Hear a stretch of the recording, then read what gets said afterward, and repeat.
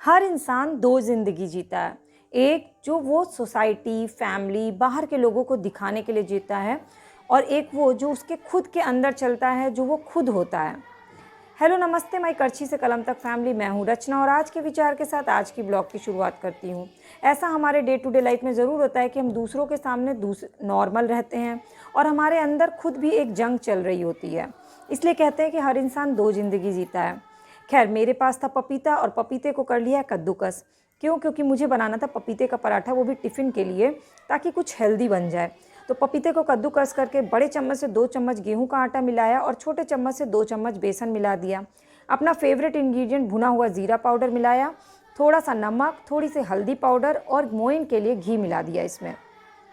लेकिन अगर इसमें मंगरेल या अजवाइन मिला देते तो ये और ज़्यादा टेस्टी बनता है। तो मुझे अचानक से याद पड़ गया कि मैं इसमें अजवाइन डालना भूल गई हूँ। तो फिर मैंने इसमें अजवाइन मिलाया और मोइन को अच्छे से मिक्स करके रख दिया। आप सोच रहे होंगे कि मैंने इसमें पानी नहीं डाला, क्योंकि इसमें नमक डाल दिया है और मैंने ये व्यवस्था रात में ही कर ली थी। तो सुबह तक नमक पानी छोड़ देता है और आपको पानी डाल के सानने की ज़रूरत नहीं पड़ती। और अगर आप इंस्टेंट बना रहे हैं तो पानी डाल के इसे सान लीजिए। तो मैंने सिर्फ इसको मिक्स करके अच्छे से एक बाउल में करके एयर टाइट डब्बे में करके इसको रख दिया था और सुबह तक ये नमक वाला जो पानी छोड़ा ना, उससे आटा अच्छे से गुथा हुआ हो गया था। इसके बाद इसमें गरम गरम पराठे सेक दिए लोइया बना के और भिंडी की सूखी भुजिया बना करके दी थी रचित को। और फ्रूट्स में दिया था एप्पल। खैर, अब मुझे आप ये बताइए कि जो मैंने विचार दिए वो क्या सही थे? क्या आप भी ऐसा करते हैं कि आपके अंदर एक अलग दुनिया, अलग सोच चल रही होती है, आप लाख परेशान हो, लेकिन आप अपनी परेशानी बाहर जो लोग आते हैं उनको नहीं शो कर पाते और उनके साथ आप सामने आप हंसते हुए बातें करते हैं, लेकिन जब सब चले जाते हैं तो अकेले में आप एक अलग ही ज़िंदगी, अलग ही सोच में रह रहे होते हैं कि क्योंकि हर किसी से आप अपनी प्रॉब्लम, अपनी जो आप फेस कर रहे हैं उसको शेयर नहीं कर सकते। इसलिए मैंने कहा कि हर इंसान दोहरी ज़िंदगी जीता है। कुछ लोग मजबूरी में जीते हैं और कुछ लोग शौक़ से जीते हैं। जैसे भी हो, लेकिन दोहरी ज़िंदगी लगभग सबकी होती ही होती है। तो खैर, टिफ़िन बन गया और उसके बाद मैं गई रचित को स्कूल छोड़ने के लिए और आज मेरे पास बहुत सारे और भी काम थे।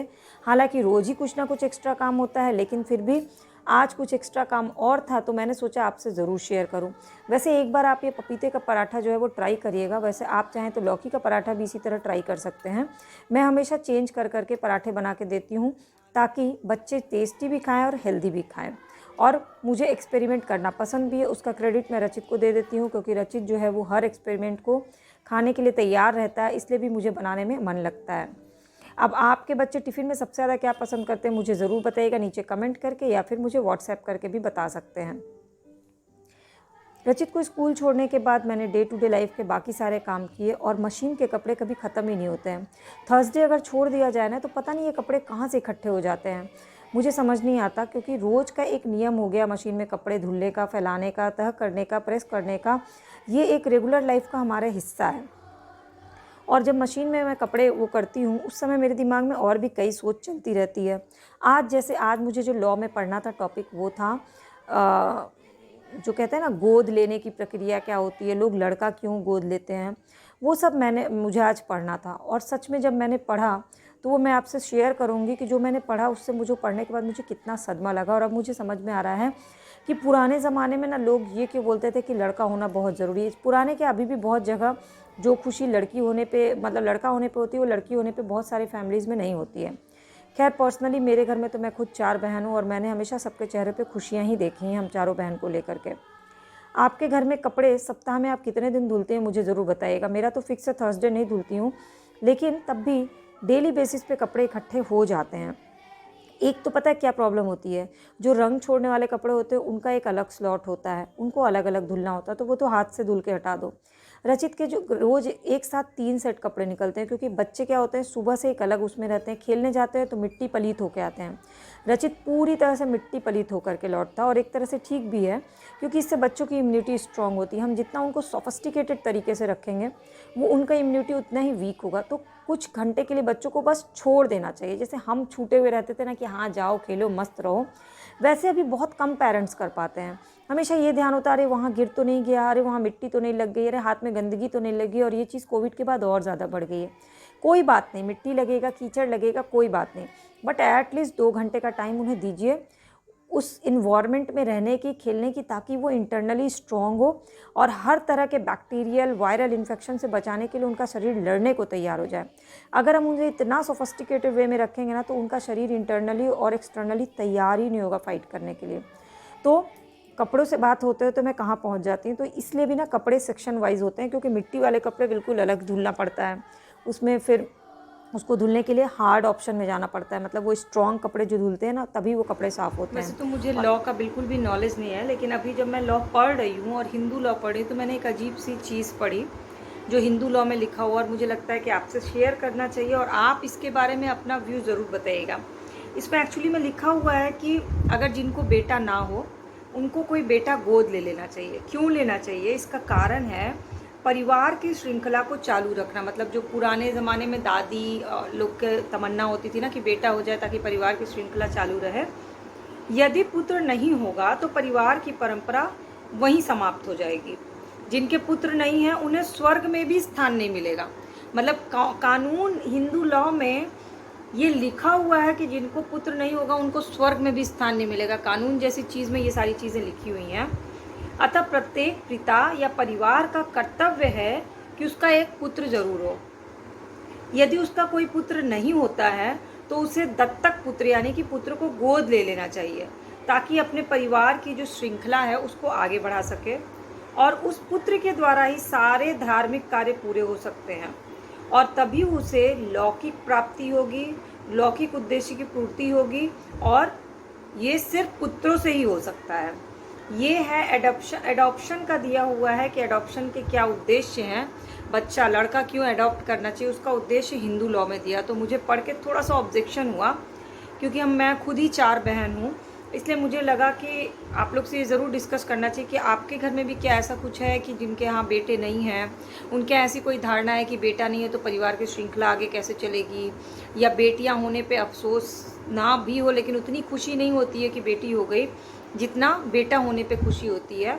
ऐसा कुछ आपके घर में, आपकी फैमिली में है तो बिल्कुल बेझिझक नीचे शेयर करिए, क्योंकि हिंदू लॉ में जो ये लिखा गया है ना कि पुत्र क्यों गोद लेना जरूरी है, स्वर्ग की प्राप्ति नहीं होगी अगर आपको पुत्र नहीं होगा, इसके लिए स्वर्ग की प्राप्ति के लिए आप पुत्र को गोद भी ले सकते हैं। थोड़ा सा मुझे ऑब्जेक्शन हुआ, इसलिए मैंने आपसे शेयर किया, और मैं तभी जान पाऊंगी जब आप अपने व्यूज़ मुझे बताइएगा कि मैं सही हूँ या गलत हूँ, क्योंकि सीरियसली मुझे कानून का लॉ नॉलेज नहीं है, लेकिन ये लाइन मुझे थोड़ी सी पिन कर गई।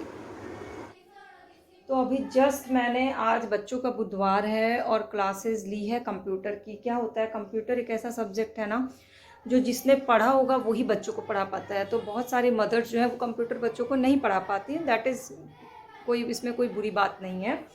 तो कुछ मदर्स की रिक्वेस्ट आ रही थी कि कंप्यूटर्स के बेसिक से शुरू किया जाए क्लास। तो मैंने आज कंप्यूटर का बिल्कुल बेसिक क्लास लिया है कि कंप्यूटर के हार्डवेयर पार्ट्स कौन से होते हैं, प्रोसेसिंग डिवाइस क्या होता है, स्टोरेज डिवाइस क्या होता है, इनपुट डिवाइस क्या होते हैं, आउटपुट डिवाइस क्या होते हैं। इसकी बहुत ही ईजी तरीके से कोशिश की है बच्चों को समझाने की। अगर नहीं समझ में आएगा तो फिर और ईजी तरीके से कोशिश करूँगी समझाने की, बट मज़ा बहुत आता है। मतलब यहाँ पे देखिए टेबल लगा हुआ है, कैमरा स्टैंड लगा हुआ है, किताब है, तो क्लास वाइज ही कवर करा रही हूँ। इससे पहले मैंने बेसिक करवाया हुआ है क्लास। आज मैंने क्लास 2nd 3rd के अकॉर्डिंग इस टॉपिक को कवर किया है। तो अगर आपके बच्चे 2nd 3rd या 4th में होंगे तो आप उनको वो कंप्यूटर की क्लासेस की वीडियो दिखा सकते हैं। और कंप्यूटर के साथ साथ पता है क्या, कोडिंग और एनिमेशन की क्लासेस जो है ना वो भी पढ़ाना एक मुश्किल काम है। तो मैंने कुछ कोडिंग और एनिमेशन की किताबें सोची है कि मंगवा लूँ और थोड़ा सा पढ़ाई करके पढ़ाना बताना शुरू करूं, क्योंकि क्या होता है हमें अपने आप को अपडेट रखना ही रखना है। तो बच्चों के थ्रू जब अपने आप को अपडेट रखो ना तो बहुत अच्छा लगता है कि नहीं सिर्फ बच्चों को ही नहीं पढ़ा रहे हैं, खुद भी पढ़ रहे हैं। तो आप अपने बच्चों को सबसे ज़्यादा क्या मज़ा आता है आपको पढ़ाने में, मुझे ज़रूर बताइएगा। और क्या है, कौन सा सब्जेक्ट है जो बच्चों को पढ़ाना सबसे मुश्किल लगता है, ये भी मुझे बताइएगा। अब वैसे तो आजकल पता है क्या, हिंदी पढ़ाना बच्चों को बहुत टफ टास्क है। पता नहीं क्यों बच्चों को हिंदी में इंटरेस्ट ही कम आने लगा है, खासकर वो जो मात्राएं होती हैं, या यूँ कहूँ कि उनको इंग्लिश ज़्यादा आसान लगने लगा है, क्योंकि इंग्लिश में मात्रा वाला कोई टेंशन नहीं है। इंग्लिश में मतलब यू मतलब तुम भी होता है और आप भी होता है, बट हिंदी में अलग अलग हो जाता है। तो बच्चे इसलिए बहुत ज़्यादा कंफ्यूज हो जाते हैं, जबकि हिंदी हमारी जो है मातृभाषा, इसलिए उस पर कमांड बनाना बहुत ज़रूरी है। तो मेरी कोशिश यही होती है रचित को थोड़ा हिंदी पे, हिंदी कविताएं अच्छे से लर्न करवाऊँ, हिंदी का प्रोनाउंसिएशन, उच्चारण उसका अच्छा हो। तो आप अपने बच्चों के बारे में कुछ ऐसी बातें होंगी तो ज़रूर शेयर करिएगा। बाकी आज की ब्लॉग में और भी बहुत सारी चीज़ें आपको देखने को मिलेंगी, तो देखिए, बताइए, और क्या सबसे अच्छा लगता है ये तो ज़रूर बताइए।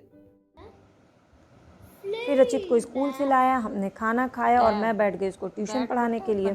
और आज ट्यूशन पढ़ाने में उसको बड़ा इंटरेस्ट आ रहा था क्योंकि कंप्यूटर पढ़ा रही थी। और कंप्यूटर में क्या होता है, उसको लगता है कि सिर्फ प्रैक्टिकल चीज़ें होती है, पर थ्योरी पार्ट को मैं उसको अलग तरह से पढ़ाती हूँ कि उसको इंटरेस्ट आ जाता है।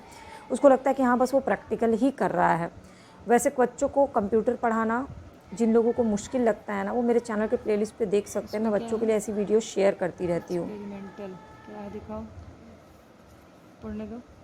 Imagine it is your teacher's birthday tomorrow, write a message for him और her here, type the same message in Word. पहले यहाँ लिख लो और फिर उसको प्रैक्टिकल करना जब लैब में, तो वही चीज़ लिखना। मम्मा रुको, एक चीज़ करूँ? नहीं अभी रुक जाओ। आप लोग मम्मा के चैनल को ये करो। क्या है, लाइक करो। Thank you. Last existing word, ये लास्ट है, बताओ पढ़ो। एग्जिस्ट। फिर रचित चला गया खेलने और मैं खाना बनाने आ गई। तो मैंने देखा दिन का चावल दाल बच गया है। हम 1.5 लोग में ना कितना भी कम खाना बनाओ, खाना बच ही जाता है। तो मैंने सोचा चावल दाल को बैटर बना के रख लेती हूँ। या तो इसका डोसा बना लूँगी और सांभर एक तरफ बना लूँगी, या फिर चिल्ला बना लूँगी, कुछ ना कुछ करूँगी, लेकिन इसको फेंकना नहीं है। गैया को डालने के लिए स्पेशली नहीं निकल पाई, तो फिर मैंने इसका बैटर बना लिया। चावल दाल मिक्स किया, उसमें नमक डाला, ज़ीरा पाउडर डाला और थोड़ा सा लहसुन अदरक का पेस्ट डाला, हल्दी पाउडर डाला और नमक डाल करके इसका बढ़िया सा स्मूथ बैटर तैयार कर लिया। अब इसको ना जब बनाऊंगी तो इडली की तरह भी बना सकते हैं। इसमें थोड़ा सा खाने वाला सोडा या इनो डाल करके इसमें कुछ सब्जियां काट के डाल दें और इडली की तरह बना लें, या फिर इसको तवे पे डोसे की तरह भी बना सकते हैं। मतलब इस बैटर का यूज़ आप कई तरह से कर सकते हैं। मैं आपको कभी भी ना चावल दाल को फेंकिएगा नहीं, उसके बहुत सारे यूज़ होते हैं। मैं आपसे शेयर ज़रूर करूँगी और भी चीज़ें जो मैं बनाती रहती हूँ। मुझे लगता है कि लोगों को लगेगा अरे लेफ़्ट ओवर राइस और दाल का क्या रेसिपी कौन बनाता है, इसलिए मैं आपसे शेयर नहीं करती हूँ। पर एक दिन अचानक से मैंने किसी को खिलाया तो उसने बोला बिल्कुल पता नहीं चला कि बचे हुए चावल दाल की पकौड़ी है। फिर मुझे लगा कि नहीं, मुझे शेयर करना चाहिए, क्योंकि ज़रूरी नहीं है कि मुझे लगता है कि बहुत नॉर्मल सी चीज़ें, हो सकता है आपको ये पसंद आ जाए। इसके बाद रात में किचन वाइंड अप किया। रात को ही डस्टबिन से कचरा निकाल देती हूँ, उसको हटा देती हूँ और सिंक बिल्कुल क्लीन रखती हूँ, क्योंकि मेरा मानना है कि क्लीन सिंक रहता है ना तो घर में पॉजिटिविटी बनी रहती है। और फिर पुराने गाने लगाए कारवां पे और रचित खाना खा रहा था और हम लोग पुराने गाने एंजॉय कर रहे थे। 1 आधे घंटे का फिक्स है हम लोग का साथ में पुराने गाने सुनने का।